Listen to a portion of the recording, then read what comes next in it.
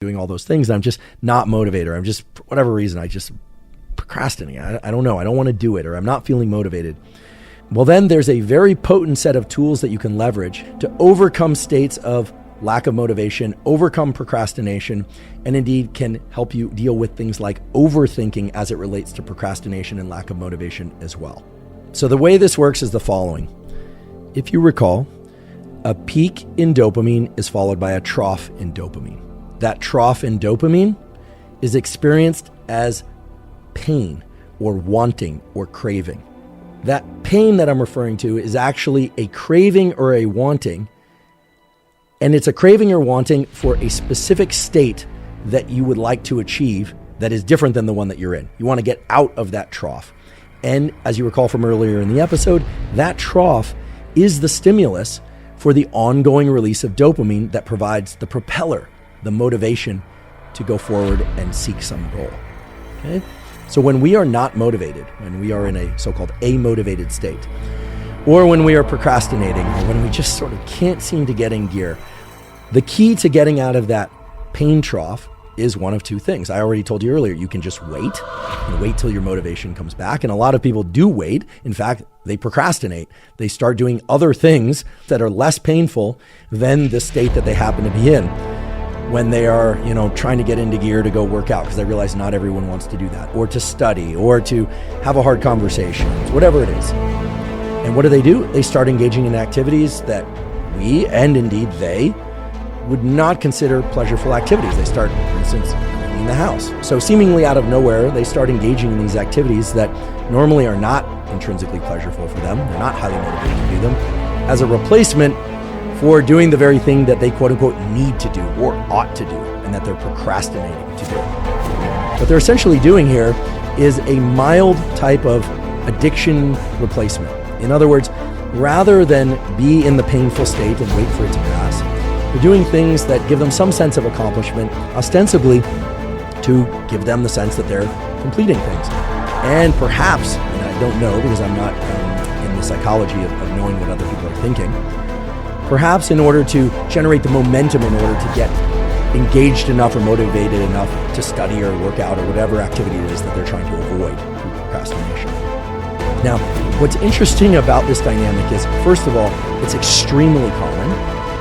And second of all, a lot of people will use this as a tactic so that they get very close to the deadline to complete something, and then they go into a sort of pseudo panic, and then use anxiety as a way to leverage their mental and physical resources to complete that thing. How do I know the contour of this so well? How do I understand the inner dynamics of it? Well, part of that relates to my work as a neurobiologist and reading the papers that I'll mention to you in a moment. But it also relates to the fact that I am somebody who waits quite a while right up until the sort of last minute possible to complete something for activities that I don't want to do. Something I've been working on my whole life. In any case, I'm very familiar with the procrastination process. So how can we overcome procrastination? Well, it turns out that there are findings from within the addiction literature that turn out to be very powerful towards leveraging our way out of procrastination. And it has to do with this. You already know, because I've told you probably a dozen times now, that the depth of the trough after a dopamine peak is proportional to how high that peak was and how steep it was, how quickly that peak occurred. It turns out that not only is the depth of the trough proportional to that, but the rate at which you get out of that trough is proportional to how steep that trough is. Let me explain this for you in as clear terms as I possibly can. Imagine you're in an amotivated state. You're just not feeling motivated. You're procrastinating. You may think, okay, the thing to do here is something. I'll clean the house. I'll take care of some bills. I'll do something. Or I'll just wait. Those approaches, as we talked about before, generally don't work, or at least don't work quickly, or they lead you right up to the deadline, and that's the deadline that forces you to get something done, or you just don't get it done and you don't succeed in your goal. That happens a lot as well.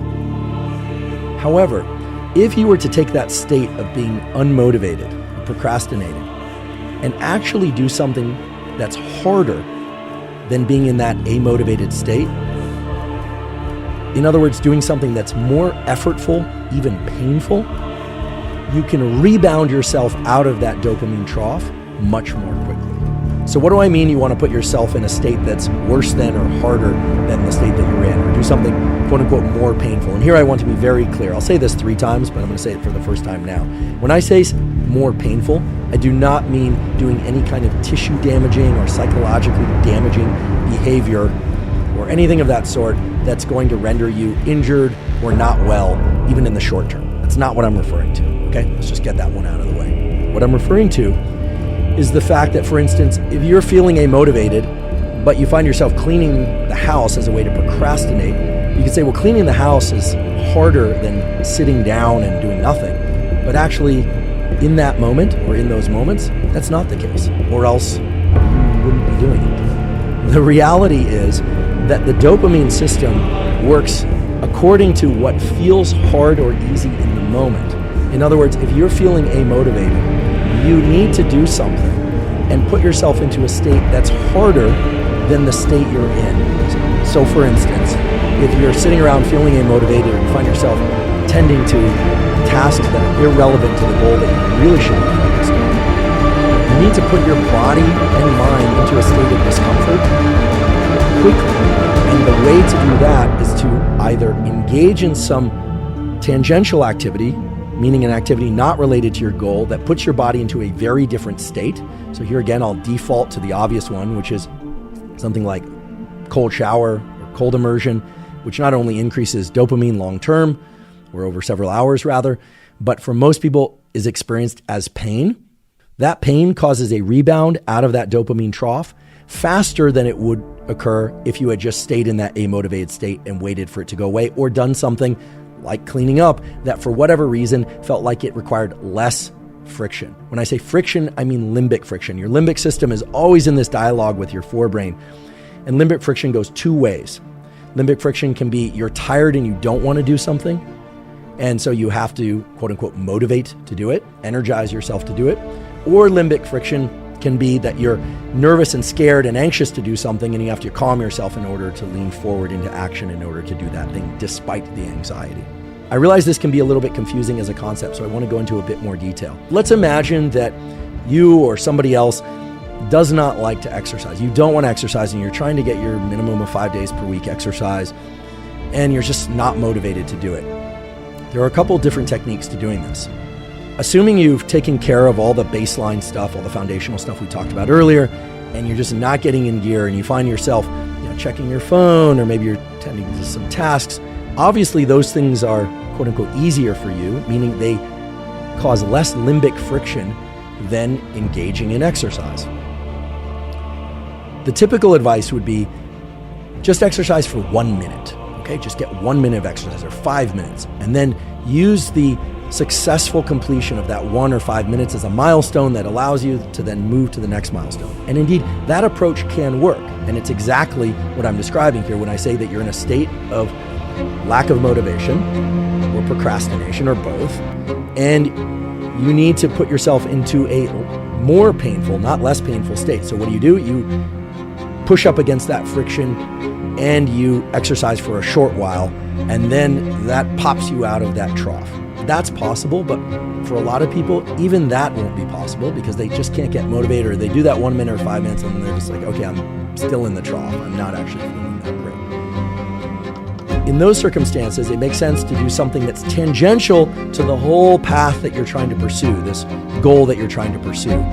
That is, believe it or not, much worse than just being amotivated. And when I say worse, I don't mean picking some task that normally you don't like to do, but now you're willing to do. I mean, literally thinking about what would be worse than being in this state. Again, without causing yourself tissue or psychological damage. What would be worse? Well, cold water would be worse for many people, very cold water. So the key is to figure out something that, for lack of a better way to put it, really sucks, and yet is safe. And by doing that, you steepen the trough, you steepen the slope of the trough, which we know brings you back to your baseline level of dopamine quickly. Now, for some people, that will be deliberate cold exposure through cold shower, ice bath. And I have to tell you that if you're cringing as I say this, then there you go. You now have a tool that you know you cringe even when you just think about it. And and therefore represents a great tool for you. So if I'm procrastinating to do something I really need to do, should I just simply wait for that procrastination to evaporate? No.